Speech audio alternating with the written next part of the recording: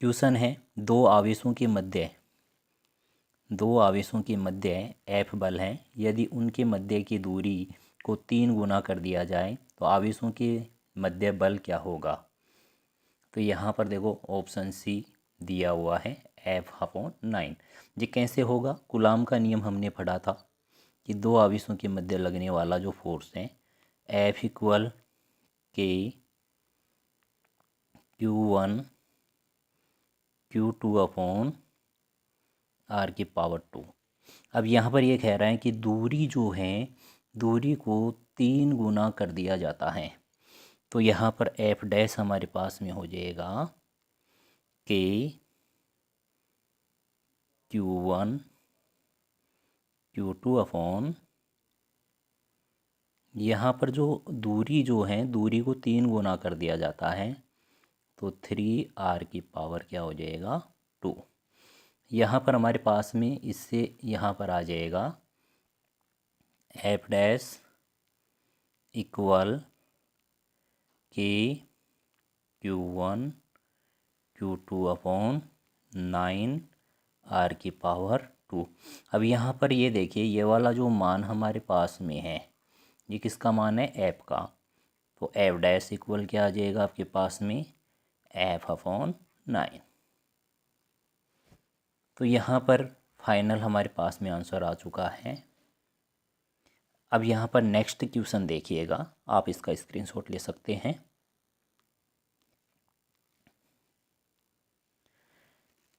एक घन के अंदर प्लस माइनस आवेशों वाले दो विद्युत द्विध्रुव एक दूसरे से लंबवत रखे गए हैं, तो घन से निर्मित कुल विद्युत फ्लक्स का मान क्या होगा। यहाँ पर आपके पास में दिया हुआ है, एक घन है, घनाकार आकृति आपके पास में है। इस घन की आकृति के अंदर दो यहाँ पर जो है विद्युत द्विध्रुव रखे गए हैं। यहाँ पर पहला विद्युत द्विध्रुव है +Q -Q, और ये प्लस वाला और माइनस, दो विद्युत द्विध्रुव यहाँ पर हो चुके हैं। अब यहाँ पर देखिएगा कि घन से निर्मित कुछ विद्युत फ्लक्स का मान क्या होगा, कितना होगा। तो यहाँ पर जो है विद्युत फ्लक्स हमने पढ़ा फाई =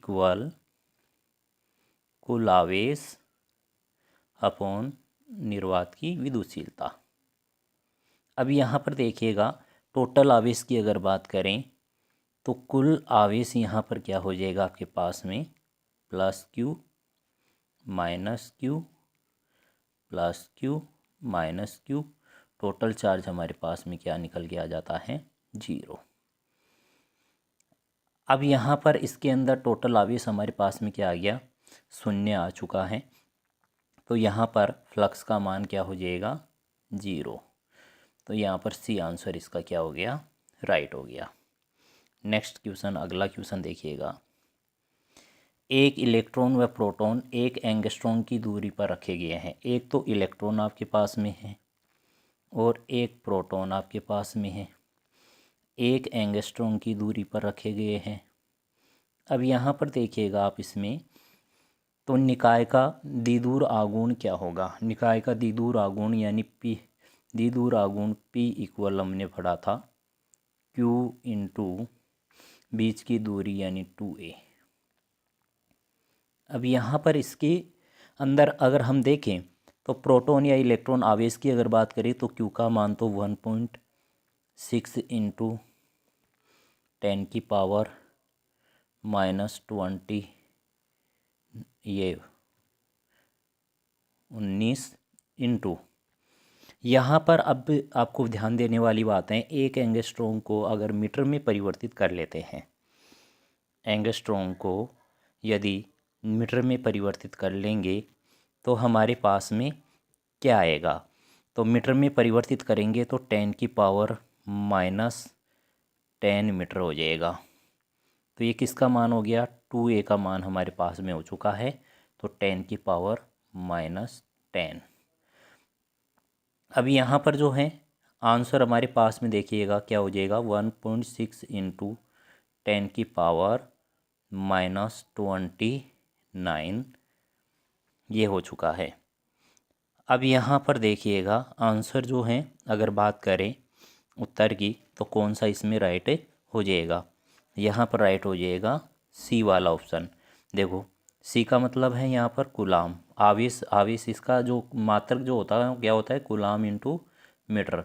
तो यहाँ पर सी एम का मतलब सेंटीमीटर नहीं समझना है, सी का मतलब कूलाम है, एम का मतलब क्या है, मीटर है। तो ये क्वेश्चन हो चुका है। नेक्स्ट देखिएगा, विद्युत क्षेत्र की तीव्रता का मात्रक है। विद्युत क्षेत्र की तीव्रता, विद्युत क्षेत्र की तीव्रता E इक्वल हमने पढ़ी एफ अपॉन क्यू। तो यहाँ पर इसका हो जाएगा न्यूटन प्रति कूलाम, न्यूटन प्रति कूलाम। तो यहाँ पर ए ऑप्शन इसका क्या हो गया, राइट। दूसरा होता है एक इसका वोल्ट प्रति मीटर, क्या होता है, वोल्ट प्रति मीटर। तो वोल्ट प्रति मीटर तो है नहीं इसमें, तो न्यूटन प्रति कूलाम या फिर वोल्ट प्रति मीटर। तो ये हो चुका है। अगला क्वेश्चन देखिएगा आप,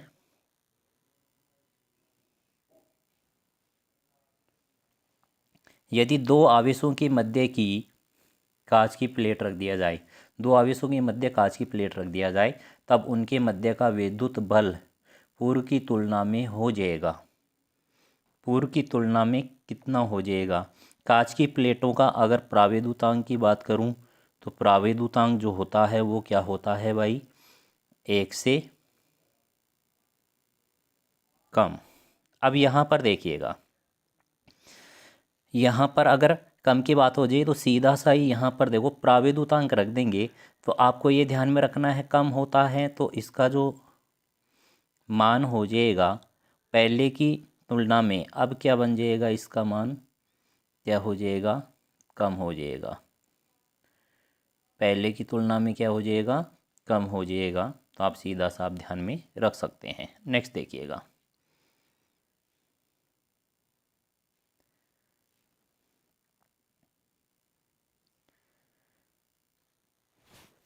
हाँ भाई, एक विद्युत द्विध्रुव को समरूप विद्युत क्षेत्र में रखने पर उस पर निम्न में से कार्यरत होगा।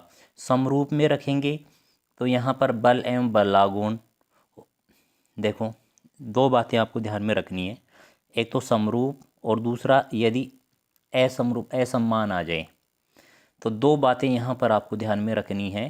तो यहाँ पर 4 ऑप्शन आपको यहाँ पर दे रखे हैं।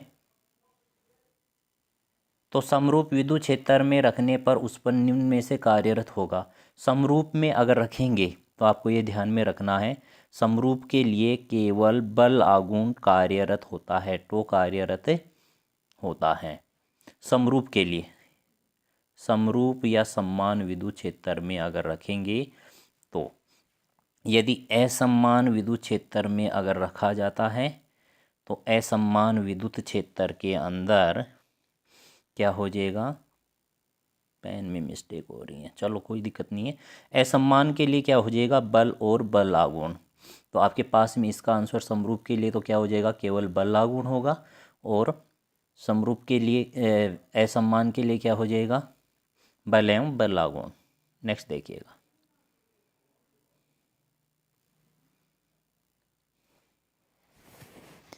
एक साबुन का बुलबुला को आवेशित करने पर उसकी त्रिज्या कम हो जाती है, बढ़ जाती है, अपरिवर्तित होती है, जानकारी अपूर्ण है। तो यहाँ पर देखिएगा साबुन के बुलबुले को आवेशित करने पर उसकी त्रिज्या हमेशा क्या हो जाएगी, ये साबुन का बुलबुला है, इस पर माइनस आवेश यहाँ पर दे दिया गया है। तो माइनस आवेश देने पर प्रतिकर्षण के कारण आकार में क्या होती है, वृद्धि, और त्रिज्या में भी क्या हो जाती है, वृद्धि हो जाती है। तो उसकी त्रिज्या क्या हो जाएगी, बढ़ जाएगी।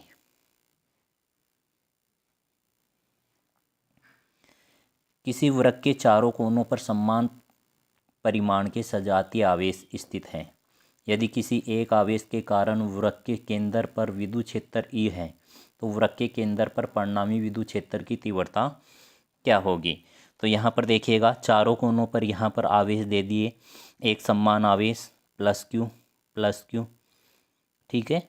अब यहाँ पर देखिएगा केंद्र पर बात करें तो केंद्र से विद्युत क्षेत्र की तीव्रता हम मान लेते हैं ए सिरे की ओर E1 है, बी से सी रे की और बी, अच्छा ई ए मान लेते हैं, ई बी मान लेते हैं, ई बी, ई सी और ई डी। अब एक बात आपको थोड़ा सा आपको ध्यान में रखना है, देखिएगा प्लस के कारण विद्युत क्षेत्र की तीव्रता जो होती है बाहर की ओर होती है, दिशा की डायरेक्शन की बात कर रहा हूँ मैं।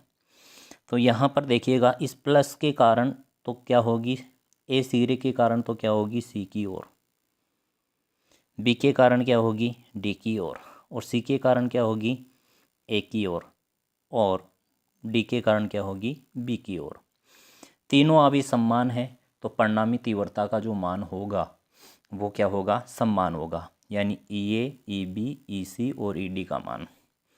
अब यहाँ पर देखिएगा तीनों एक दूसरे के विपरीत हैं, बराबर हैं, तो यहाँ पर क्या हो जाएगा, हम यहाँ पर देखेंगे केंद्र से अगर बात करें तो ये दोनों बराबर हैं परिणाम में और दिशा में विपरीत हैं, तो इनका अगर योग करेंगे तो जीरो हो जाएगा, और इनका योग करेंगे तो जीरो हो जाएगा। इस प्रकार से परिणामी क्या आ जाएगा हमारे पास में, शून्य आ जाएगा। तो इसका आंसर क्या हो जाएगा, शून्य। नेक्स्ट देखिएगा, एक गोले में आवेश क्यू स्थित है तथा उससे निर्मित विद्युत flux Q upon epsilon not है।